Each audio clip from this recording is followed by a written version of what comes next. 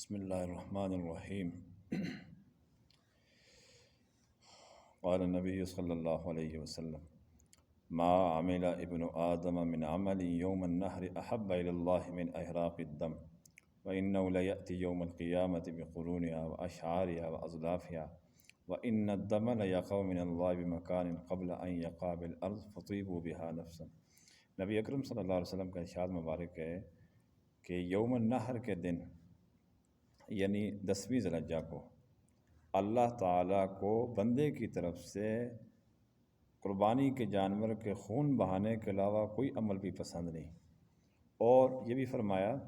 کہ قربانی کے جانور قیامت والے دن اپنی سینگوں سمیت، کھروں سمیت، بالوں سمیت آئے گا، اور خون کا قطرہ زمین پر گرنے سے پہلے بندے کی بخشش ہو جاتی ہے۔ تو آپ نے ارشاد فرمایا کہ خوش دلی کے ساتھ قربانی کیا کرو۔ تو یہ جو حدیث مبارکہ ہے صحیحین کی ہے، اس میں 10ویں ذی الحجہ کو صاحب استطاعت لوگوں کی طرف سے اللہ تبارک و تعالیٰ کو قربانی کے جانور کا خون بہانا بہت ہی محبوب ہے۔ اس کے علاوہ اس سے بڑھ کر کوئی عمل بھی اللہ کے ہاں محبوب نہیں۔ پھر ساتھ یہ بھی ارشاد فرمایا، آپ پہلے بھی 2-3 حدیثوں میں سن چکے ہیں یہ الفاظ، کہ بندے کے اخلاص کی بقدر قربانی اللہ کے ہاں قبول ہوگی، اور اخلاص جتنا زیادہ ہوگا تو اس میں یہ جو غیر ضروری چیزیں وہ بھی اجر کے اندر، نیکیوں کے اندر ایڈ کی جائیں گی قیامت کے دن۔ جیسے یہ حدیث میں ارشاد فرمایا کہ قیامت کے دن قربانی کا جانور اپنی سینگوں سمیت، بالوں سمیت، کھروں سمیت آئے گا۔ حالانکہ یہ چیزیں پھینک دی جاتی ہیں، یہ ضرورت سے زائد ہیں، غیر ضروری چیزیں یہ پھینک دی جاتی ہیں، مطلب ہمارے اعتبار سے یہ چیزیں فضول ہیں، بیکار ہیں، لیکن اللہ تبارک و تعالیٰ کی طرف سے عطا کیسی ہے، اللہ تعالیٰ کی طرف سے اس کا فضل اور اس کا احسان اور کرم کتنا زیادہ ہے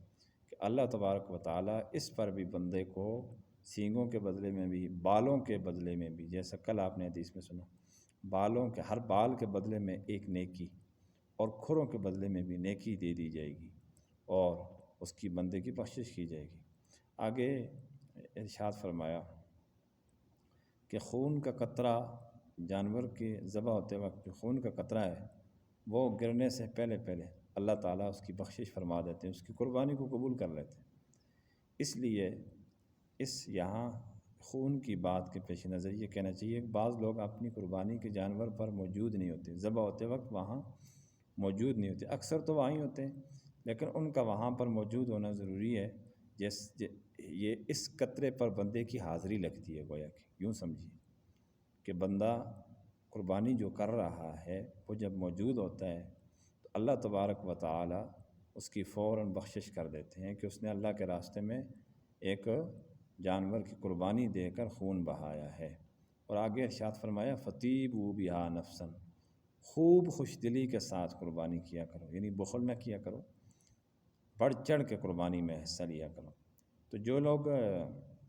پورا جانور نہیں خرید سکتے تو وہ قربانی میں ایسا ڈال لیں جیسے کہ 25,000 ہوگا یا 20,000 ہوگا یا 12-13,000 ہوگا یا 15,000، تو اپنی حیثیت کے مطابق جو ہے وہ اس طرح حصہ ڈال سکتے ہیں۔ اس میں بڑا جانور جو ہے اس میں 7 آدمی زیادہ سے زیادہ شریک ہو سکتے ہیں، اور 7 سے کم شریک ہو سکتے ہیں، زیادہ نہیں ہو سکتے، اور سب شرکاء کی طرف سے سب کی نیت کا ایک ہونا ضروری ہے۔ اگر کوئی غیر مسلم ہوا، اسی طرح کسی کے گوشت کھانے کی نیت ہوئی تو سب کی قربانی خراب ہو جائے گی، جن شرکاء کا کہہ رہا ہوں، جو 7 یا 5 جتنے بھی شریک ہوتے ہیں۔ تو قربانی کی جہت یعنی نیت کا ایک ہونا ضروری ہے، تب قربانی قبول ہوگی۔ اللہ تبارک و تعالی ہم سب کو ان حدیث مبارکہ پر عمل پیرا ہونے کی توفیق عطا فرمائے۔ وآخر دعوانا ان الحمد للہ رب العالمین۔